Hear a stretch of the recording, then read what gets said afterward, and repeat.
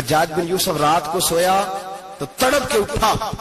کیا ہوا؟ گھر والے کہنے لگے کیا ہوا؟ کہنے لگے سعید بن جبیر خواب میں آیا اور کہتے ہیں اٹھ مجھے بتا تو نے مجھے کیوں قتل کیا، بتا کیوں مارا. اگلی رات پھر سویا تو وہی خواب، پھر سویا تو وہی خواب. گناہ نفسیاتی مریض بنا دیتا ہے. ظلم تجھے مخبوط الحواس کر دیتا ہے. جب تو زیادتی کرتا ہے تو اللہ فرماتے ہیں کہ تو اللہ کو بھولتا ہے، اللہ تجھے اپنا آپ بھلا دیتا ہے. پھر تو بھول جاتا ہے، پھر تو سیدھے رستے پہ چلتا ہے پر بھٹک جاتا ہے. پھر تو صحیح رستوں کا تعین کر کے بھی گمراہ ہوتا ہے. پھر تو روز وہی گاڑی چلاتا ہے پر اب جب تو بریک لگاتا ہے تو نہیں لگتی.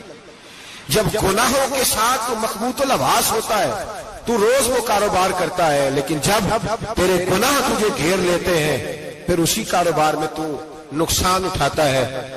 حجاج بن یوسف تڑپتا ہے، روتا ہے، یہاں تک کہ بیمار ہو گیا.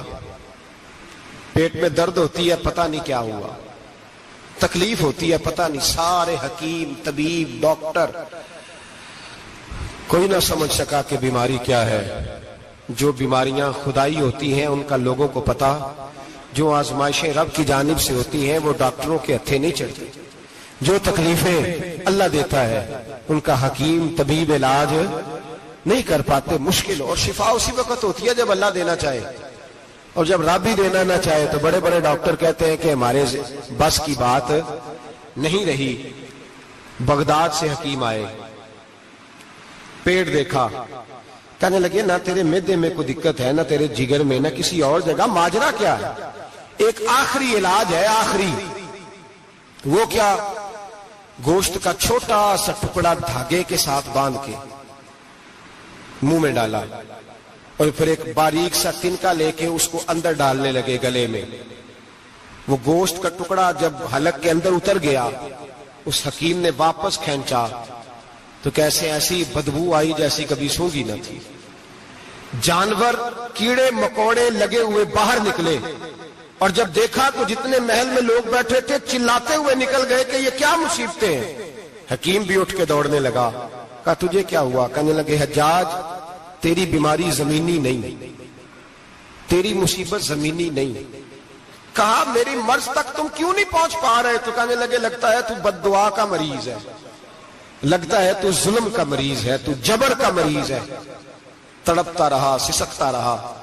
ایک وقت وہ بھی آیا کہ گھر والوں نے کمرے میں بند کر کے تالا لگا دیا، دیوار سے ٹکرے مارتا. او بھائی، جو گناہوں کے بیمار ہوتے ہیں انہیں شفا نہیں ہوتی. جو ظلم، جبر، بربریت کے بیمار ہوتے ہیں انہیں سکون قلبی میسر نہیں آتا.